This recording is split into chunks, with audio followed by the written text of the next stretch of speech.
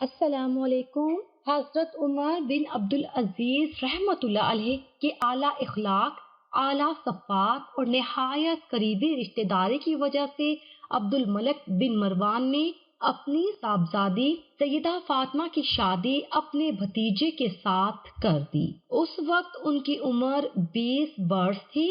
سیدہ فاطمہ کے بارے میں اتنا ہی کافی ہے کہ یہ اپنے وقت کی سب سے خوبصورت، ذہین و فطین اور خوبصورت خاتون تھی۔ شادی بڑی دھوم دھام سے ہوئی۔ سیرت نگاروں کے مطابق دمشق کی تاریخ میں یہ دن بڑا یادگار تھا۔ ایک طرف خلیفہ وقت کی صاحبزادی اور دوسری طرف بنو امیہ کا خوبصورت شہزادہ تھا، جس کا والد ایک مدت تک مصر کا گورنر رہا تھا۔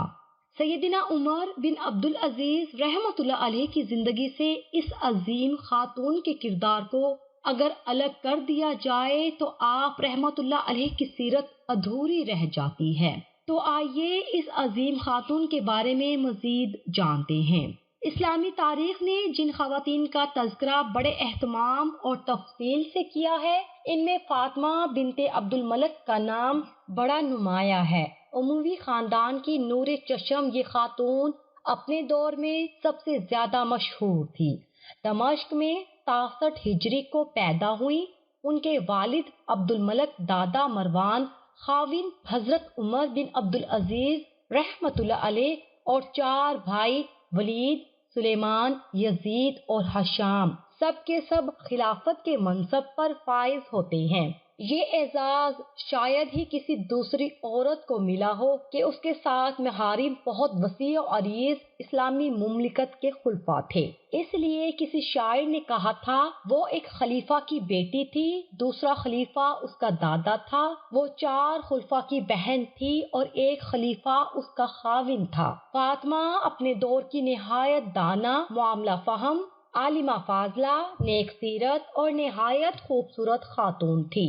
وہ حلیم الطبع اور منکسر المزاج بھی تھی، نہایت فیاض اور سخی تھی، بڑے ناز و نام میں پلی بڑھی، ہوش سنبھالا تو گھر میں بادشاہی تھی، نوکر چاکر اور دنیا بھر کی نعمتیں موجود تھی، مگر اس کے باوجود نخوت اور غرور نام کو نہ تھا۔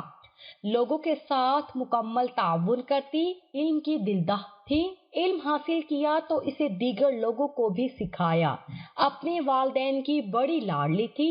شادی کی عمر کو پہنچی تو ان کی شادی ان کے چچا زاد حضرت عمر بن عبدالعزیز رحمۃ اللہ علیہ کے ساتھ ہوئی۔ ہم کہہ سکتے ہیں کہ یہ شادی اس دور کی سب سے اہم اور یادگار شادی تھی۔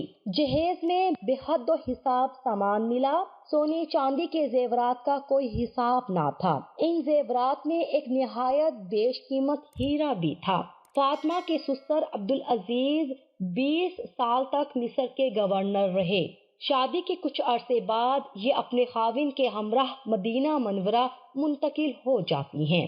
اس دور میں سیدنا عمر بن عبدالعزیز رحمۃ اللہ علیہ مدینہ کے گورنر تھے۔ یہ جوڑا اس دور کا سب سے خوش قسمت اور سعادت مند جوڑا تھا۔ اتنا بتا دینا ہی کافی ہے کہ ان کا ایک محل مدینہ میں، ایک قاہرہ میں اور ایک دمشق میں تھا۔ نوکروں چاکروں کی لائن لگی رہتی۔ شادی ہوئی تو خلافت اس گھرانے میں تھی۔ سیدہ فاطمہ کے والد عبد الملک نے وفات پائی تو خلافت ان کے بھائی ولید کے پاس آئی، اور ان کی وفات کے بعد خلافت ان کے دوسرے بھائی سلیمان کے پاس تھی۔ یہ سارا عرصہ سیدنا نے نہایت عیش و عشرت میں گزارا۔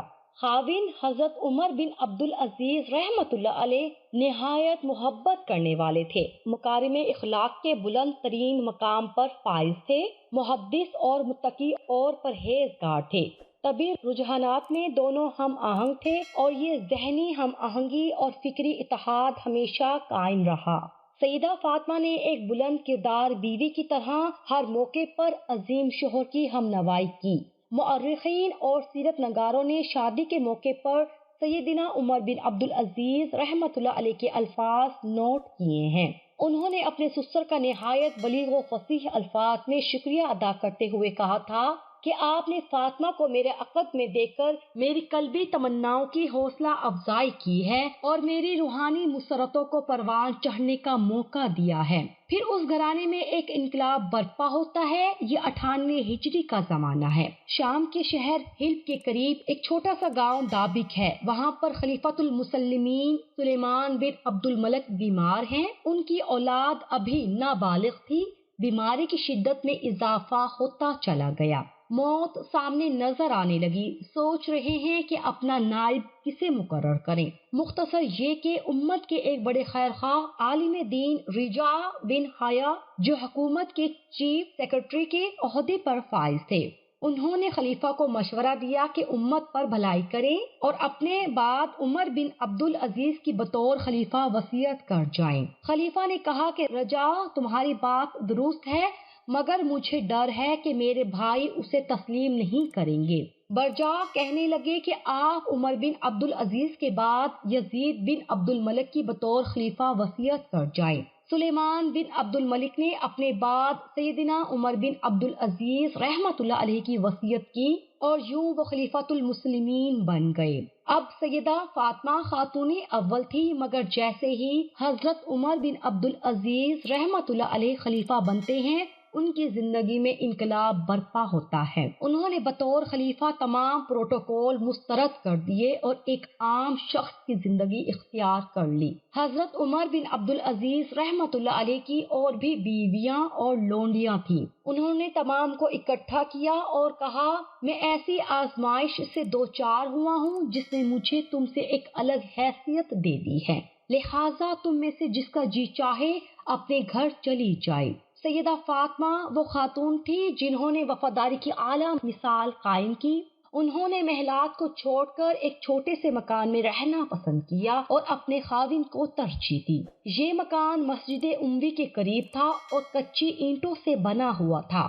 اس گھر کی لپائی سیدہ فاطمہ خود کرتی تھی۔ ایک مرتبہ ایران کے علاقے سے کوئی عورت ضروری کام سے امیر المومنین سے ملنے کے لیے دمشق آتی ہے۔ اس نے امیر المومنین کے محل کے بارے میں پوچھا تو لوگوں نے اسے اس چھوٹے سے گھر کے بارے میں بتایا۔ جب وہ دروازے پر آئی تو کوئی دربار نہ تھا، ایک چھوٹا سا لڑکا دروازے پر تھا۔ جب وہ گھر میں داخل ہوئی تو دیکھا ایک شخص مٹی کی اینٹوں سے دیوار بنا رہا ہے اور ایک عورت اسے اینٹیں پکڑا رہی ہے۔ وہ عورت کہنے لگی، بی بی تم اس مزدور سے پردہ کیوں نہیں کرتی؟ کہنے لگی، یہ امیر المومنین ہے اور میں ان کی اہلیہ فاطمہ ہوں۔ خلیفہ کی بیٹی، بہن اور اہلیہ میں اس قدر انقلاب آتا ہے کہ وہ مکمل طور پر اپنے خاوند کے رنگ میں رنگ جاتی ہیں۔ انہوں نے اپنے خاوند کی ہر ادا کو اپنایا، جو انہوں نے چاہا اسے بجا لائیں۔ فقیری اختیار کی، وہ لمبی لمبی نمازیں ادا کرتی، اللہ کے خوف سے روتی اور اپنے خاوند کے خیر کے کاموں میں خوب ساتھ دیتی۔ سیدہ فاطمہ کے پاس خوب سونا چاندی، جواہرات اور جاگیر تھی۔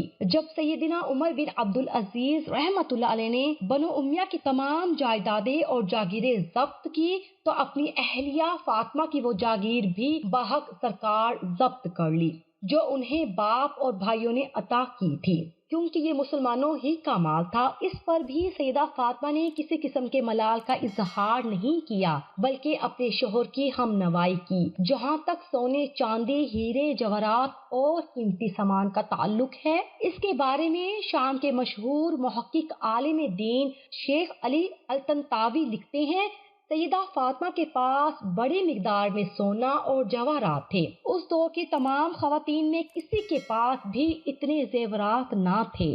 ایک دن سیدنا عمر کہنے لگے، فاطمہ یہ زیورات تمہارے لیے جائز نہیں، یہ ناجائز طور پر بیت المال سے لیے گئے ہیں۔ تمہارے لیے دو ہی راستے ہیں کہ یا تو مجھے اختیار کر لو اور ان زیورات کو بیت المال میں جمع کرا دو، بصورت دیگر مجھ سے جدائی کا راستہ اختیار کر لو۔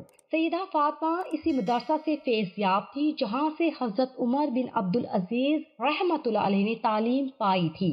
فوراً جواب دیا، میں آپ کی رفاقت اختیار کرتی ہوں اور تمام زیورات بیت المال میں جمع کروا دیے، اور پھر ایک دن وہ بھی آیا جب ان کے خادم کا انتقال ہو گیا اور خلافت ان کے بھائی یزید کے پاس آ گئی۔ اس نے اپنی بہن فاطمہ کے تمام زیورات واپس بھجوا دیے۔ فاطمہ نے زیورات دیکھے تو اپنا خاوند یاد آ گیا۔ فاطمہ کی آنکھوں سے آنسو رواں ہو گئے۔ اپنے خاوند کی وفائیں، محبتیں اور پیار یاد کرتے ہوئے انہوں نے ایک تاریخی جملہ کہا: میں جس شخص کی زندگی میں اس کی اطاعت اور فرما برداری کرتی رہی، یہ کیسے ممکن ہے کہ میں اس کی وفات کے بعد اس کی نافرمان بن جاؤں۔ یہ کہتے ہوئے تمام زیورات واپس بیت المال میں بھجوا دیے۔ خلیفہ نے انہیں اپنی عورتوں میں تقسیم کر دیا۔ سیدہ فاطمہ بنت عبد الملک نے وفا کی اعلیٰ مثال پیش کی۔ خلافت کے بعد ان کے خاوند کی سالانہ آمدنی صرف 150 دینار تھی۔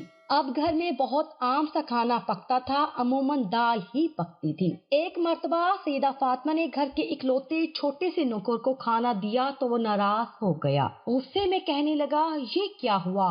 ہر روز دال، ہر روز دال، میں دال کھا کھا کر تنگ آ گیا ہوں۔ سیدہ نے جواب دیا کہ سنو، یہی تمہارے آقا امیر المومنین کی بھی خوراک ہے۔ ایک دن سیدہ فاطمہ امیر المومنین کے پاس بیٹھی تھی۔ سامنے ان کی بیٹیاں منہ پر ہاتھ رکھے ہوئے تیزی سے گزریں تو سیدنا عمر بن عبد العزیز رحمۃ اللہ علیہ نے پوچھا: فاطمہ، ان کو کیا ہوا ہے؟ منہ پر ہاتھ رکھے ہوئے میرے پاس سے بھاگ گئی ہیں۔ فاطمہ نے جواب دیا: ان کے پاس کھانے کے لیے روٹی اور پیاز ہی تھا۔ انہوں نے اپنے منہ پر ہاتھ اس لیے رکھے ہوئے ہیں کہ پیاز کی بو آپ تک نہ پہنچ سکے۔ سیدہ فاطمہ نے بلا شبہ اپنے دور میں مسلمان خواتین کے لیے اعلیٰ مثالیں قائم کی ہیں۔ ایک دن ان کے پاس ان کا چھوٹا بیٹا روتا ہوا آیا۔ پوچھا: کیا ہوا؟ بتایا گیا کہ مال میں سے کچھ سیب امیر المومنین کے پاس آئے۔ انہوں نے مستحقین میں تقسیم کرنا شروع کر دیے۔ ان کا یہ چھوٹا بیٹا بھی ان کے پاس گیا۔ گلابی رنگ کا ایک سیب بچے کو اچھا لگا اور اس نے اٹھا کر منہ سے لگا لیا۔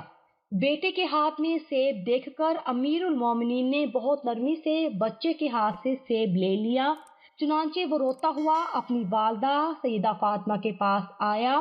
ماں کا دل تڑپ اٹھا، اپنی جیب سے کچھ سکے نکالے، ان کے سیب منگوائے اور بچے کو کھلانے لگی۔ تھوڑی دیر بعد امیر المومنین بھی تشریف لائے۔ گھر میں اسی طرح کے گلابی سیب دیکھے تو نہایت فکر مند ہوئے کہ یہ مال فیکی سیبوں جیسے ہیں، مگر جب معلوم ہوا کہ اہلیہ نے ذاتی پیسوں سے منگوائے ہیں تو بہت خوش ہوئے۔ فرمانے لگے: اللہ کی قسم، میرا اپنا بھی سیب کھانے کو جی چاہتا تھا۔ پھر سیب کھایا اور اللہ کا شکر ادا کیا۔ اہلیہ سے بچے کے بارے میں پوچھا، انہوں نے بتایا تو آنکھوں میں آنسو آ گئے اور فرمایا: فاطمہ، اللہ کی قسم، میں نے بچے کے ہاتھ سے نہیں بلکہ اپنے دل سے سیب چھینا تھا، لیکن میں نے اس بات کو اچھا نہیں جانا کہ میں مسلمان کے مال فے کی تقسیم سے پہلے محض ایک سیب کے بدلے اپنی ایمانداری کو ضائع کر دوں۔ سیدہ فاطمہ، جو ایک زمانے میں ریشم و حریر کے بے شمار لباسوں کی مالکہ تھی اور اپنی ہم عمر خواتین میں خوبصورت ترین لباس پہننے میں معروف تھی،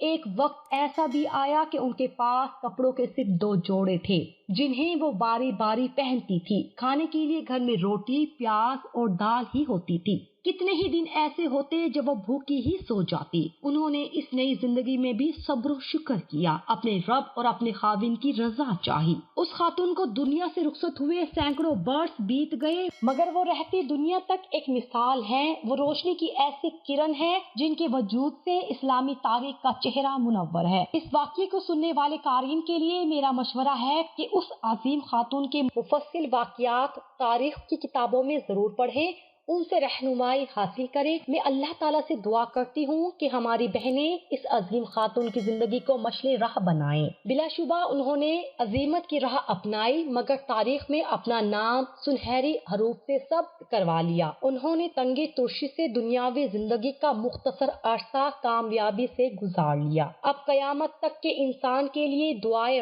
رحمت و مغفرت کرتے رہیں گے۔